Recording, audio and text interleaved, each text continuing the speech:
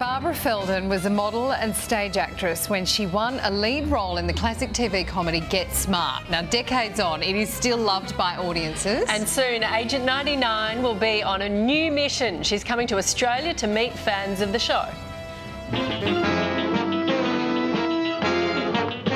It had that memorable theme song. Those gadgets. 86 air. And who could forget the catchphrases? Would you believe 3 shakes? And loving it. Max! 99, don't tell me there's no fire escape. There's no fire escape! I asked you not to tell me that. But where would Agent 86 Maxwell Smart be without 99? Max, that's very hard to believe. She not only helped solve cases, she set up the gags and kept her bumbling partner on track. I swear we were running out of time. Hurry, Max, only 40 seconds left. Quick, Max, we're behind schedule.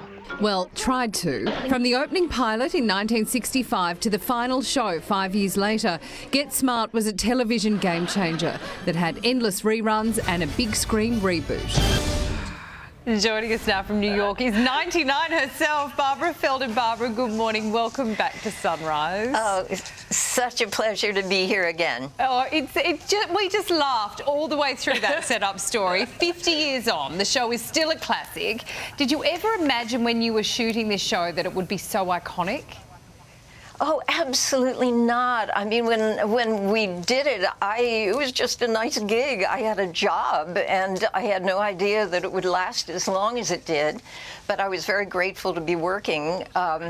I didn't watch much television in those days, so I was unaware of what ratings meant. And when they would come down on the set and say, "Oh, we got these great ratings," I just thought, well, that's great. Maybe we'll work a little longer. Barbara, I wanted to be you. I thought I looked like you. I had the same hair, the same body shape. I used to race home from school to watch this show. Agent 99 was single, smart, a working woman in a dangerous profession. A groundbreaking role for the time, wasn't it? Yes, you know, I think it was probably bridging the 1950s and then the women's movement that was going to happen very soon after the show went on in '65. And so there weren't many characters on television that showed women as being capable and smart and in control, if you'll pardon the pun. And I think that Agent 99 was actually more evolved than I was at that time. I think I caught up to her maybe by about 1970 when we actually went off the air. Really? The chemistry between 86 and 99 drove the whole show, obviously. Was it fun to play that with Don? Did you just have fun on set? Well, first of all, it's so much fun to do a comedy because if you're doing a very serious show where you can show all of your dramatic powers, you're crying a lot of the time and the set gets kind of glum.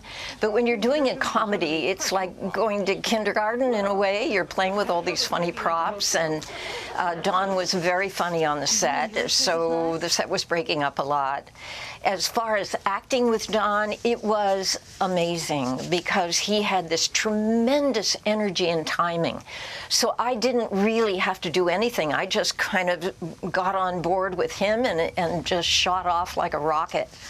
Because he was such a bumbling male, and you were the raving feminist, but you did it in such a nice way.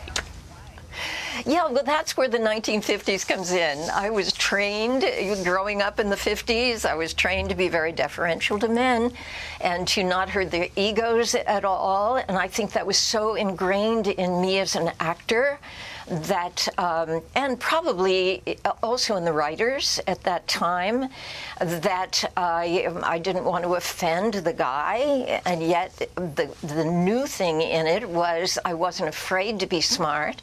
I knew that I was smart. I wasn't pretending to myself, and I could come off as smart while still protecting his ego. So I think it was a combination of the 50s and the 60s. It was very clever. Yeah. And, you know, she was without doubt so groundbreaking, but we have to mention the fashion as well, because that was all part of it. Your hats, your hair, your makeup was so fabulous and of the times. What happened to all of 99's clothes? Oh, I got them, all of them. Oh, well, really? first of all, a lot of them were mine because that was the fashion at that time, and I'd been a model, so I was sort of very into clothes. I remember practically nothing of the shows. It was so long ago, and like you showed a few clips a few minutes ago, I have no recollection of anything, but I do remember the clothes. I remember all of the outfits and none of the dialogue. Well, I'm glad you've still got them. I'm very excited about that. What a collection you must have. Now, you're heading our way next week for Supernova. What are some of the most common questions that fans ask you about the show? Oh, gosh, I think what was Don Adams like is probably the one I get the most. What was it like to do the show? And I think those are the common ones. Barbara Feldon, it is so wonderful to chat to you. Sorry, I cut you off. It's going to be so exciting to be at the show. There are going to be so many exciting people there. Elijah Wood is coming, and Barbara Eden, who's a friend of mine, will be there. Oh, my Don goodness. Wells, a lot of people from the 60s. Oh. And I love being in Australia. I loved doing the show the last time I did it. Well, we and can't so wait to see you again. Be fantastic. Thank you. Don't tell me Jeannie and 99 in the same room. Stop it. Amazing. Party on in Sydney next week. Thank you so much for joining us. We really appreciate it. It was my pleasure. I love chatting with you. I'm just wondering where your bangs are. Yes, you said you imitated Agent 99. I had my bangs for 30 years and only, not that long ago cut them off. Bangs, of course, Yeah, being we do the have to fringe in move on. America. So you had to push them back. I know. Thank you, Barbara. Appreciate it. Thank you so much. And if you want to see Barbara Feldon in Australia, she will be at Supernova. All the details are on our website, sunrise.com.au. Isn't she fabulous? I know. I love it when they're fabulous.